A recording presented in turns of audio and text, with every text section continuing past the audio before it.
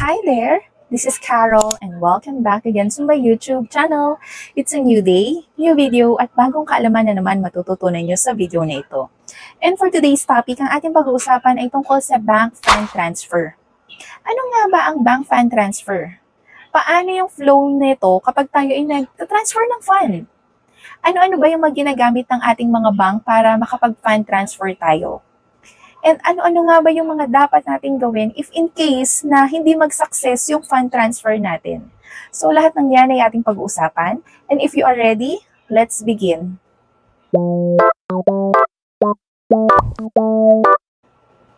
Maglilipat ka ba ng fund magmula sa account na ito papunta sa kabilang account?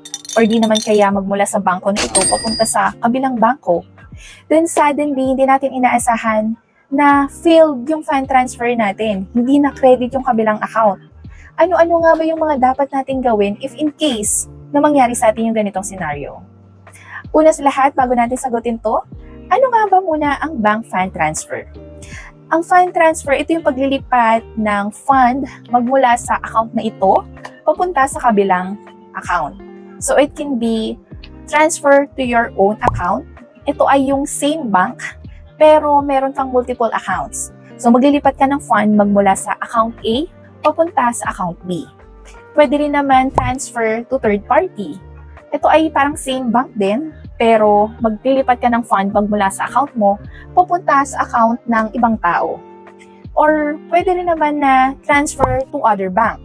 So pwede itong magmula sa bangko mo, sa sarili mong account, papunta sa account ng ibang tao, papunta sa kabilang bangko. So, pwede rin naman na magmula sa account mo dito sa bangko na ito, papunta doon sa account mo sa ibang bangko naman. Before kasi, yung pagpa-fund transfer natin manually, ito yung mga makalumang pamamaraan pa ng pagpa-fund transfer. Yung pupunta ka doon sa kabilang bangko, kunwari, pupunta ako sa bank A para makapag-withdraw. So, since maglilipat ako ng fund magmula doon sa bangko ko papunta sa ibang bank, ay kailangan ko munang mag-withdraw dito sa bank A. Then magdi-deposit ako, pupunta na naman ulit ako doon sa kabilang bangko para mag-deposit. So, yun ay napaka-hassle kasi syempre una sa lahat kailangan mo munang pumila. E paano kung sobrang haba na nga doon ng pila sa bangko mo? Tapos pipila ka pa para mag-deposit doon sa kabilang bank. E di ba, buong araw ay halos nasa bank ka na lang. Meron pang other way. If in case naman na meron kang checking account and magde-deposito ka sa kabilang bangko, for example, mag-i-issue ka na lang ng cheque, then i-deposit mo doon sa bangko na yun kung sino yung i-issuehan mo. Pero since ito ay other bank, at hindi siya parehong bangko, ay dadaan pa ito ng clearing.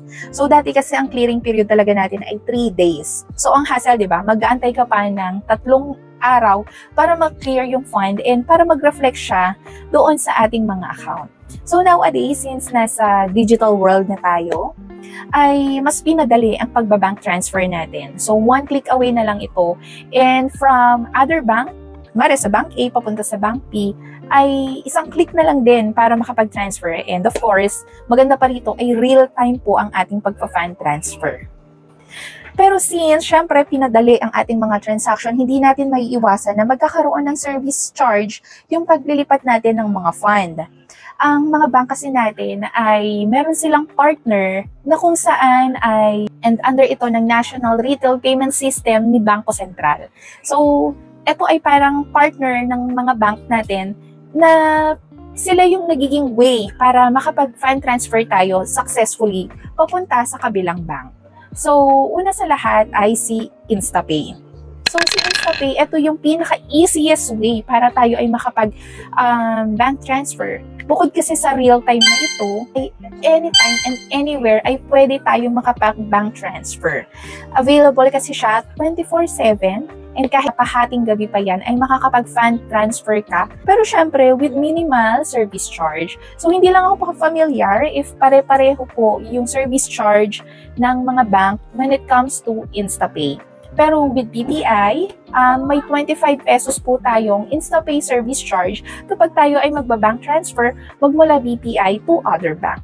And if in case tayo po ay magbabank transfer papunta sa ibang account, with InstaPay ay meron din tayong maximum amount kung how much yung magiging transaction limit natin for every transaction. For example, maglilipat ako ng fund papunta sa ibang bank. So, ang pinaka-maximum na amount na pwede kong maipadala sa isang transaction lang is 50,000. So, nasa bank po ninyo, if in case na how much yung pinaka-maximum transaction limit per transaction sa loob ng isang araw. For example, kay BPI, 250,000 lang yung allowed per day na pwede tayo makapag-transfer to other bank. Pero for every transaction kasi maximum is 50,000 lang. So if in case na gusto nating mag-bank transfer ng 250,000 papunta sa kabilang bangko, ay magkakaroon po ako ng 5 bank fund transfer. So ito po ay 50,000, 5 beses. Yun nga lang, magkakaroon din po ako ng service charge na 5 beses. Since 5 times ko po, trinansak yung 50,000 kasi hindi nga pwede yung 250,000 sa isang bank transfer lang. Next is the PesoNet. Si PesoNet naman ay, unfortunately, hindi siya real-time, pero meron po siyang cut-off. Pag tayo ay nag-transfer ng fund via PesoNet, ito ay same day pero hindi siya real-time. Pero if in case na tayo ay nag-transfer ng fund beyond 4 p.m., ito ay subject for next banking day na transfer. Hindi siya katulad po ni InstaPay na real-time. Kailangan pa rin po natin mag-antay ng ilang oras para mag-reflect po yung fund doon sa ating mga account. And of course, meron din po siyang service fee. Pero alam ko kasi minsan per bank nagbabaris po yung service charge. So, hindi po ako familiar kung how much yung charge po ng PesoNet per bank. So, if in case na gusto nyo malaman yung mga service charge, ay pwede nyo naman po i-search online per bank kung how much po yung charge ni PesoNet sa kanila. And si PesoNet din, hindi po siya pwede during weekends.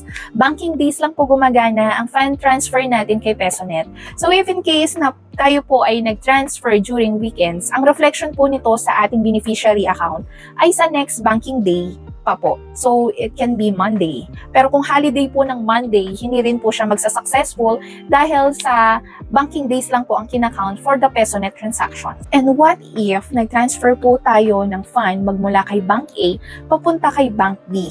Then na-confirm po ng inyong beneficiary na hindi nga talaga nag-post yung finan-transfer nyo doon sa account nila. Ano yung dapat nating gawin? Una sa lahat, minsan kasi during the time po na tayo ay nagpa-fund transfer, nagkakaroon po ng problem minsan si InstaPay. Hindi kasi nagkakaroon po sila ng system maintenance or minsan naman meron lang po silang mga affected users na kapag nag-transfer po sila ng fund ay hindi agad-agad nakikredit real time. Pero si InstaPay po ay nagbibigay ng turnaround time para makredit back po yung fund ng ating mga client.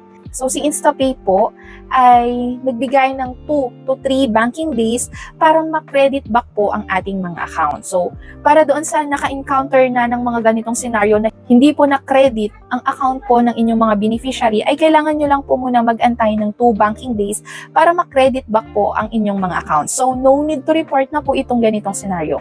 Kayo po ay magre-report lamang if in case po na lumagpas na yung 2 banking days or 3 banking days na hindi pa rin po kayo nakikredit back. That's the time na kailangan nyo na po siyang i-report doon sa mismong bank po ninyo. Lalo na kung kayo ay na-debit doon sa remitter account po ninyo pero hindi na po na-credit yung beneficiary account po ninyo. Ang mangyayari ay doon po tayo magre-report sa mismong remitter bank po ninyo. Aware po sila na unsuccessful nga po yung fund transfer natin. So, we can provide the proof na screenshot with the confirmation number doon sa bank para malaman nila na unsuccessful po talaga yung bank fund transfer natin.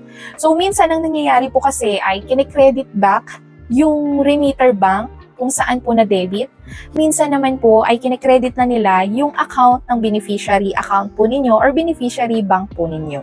So far naman sa lahat na nag-report sa amin regarding sa uncredited or unsuccessful fund transfer via InstaPay, ay lahat naman na credit back naman po sila.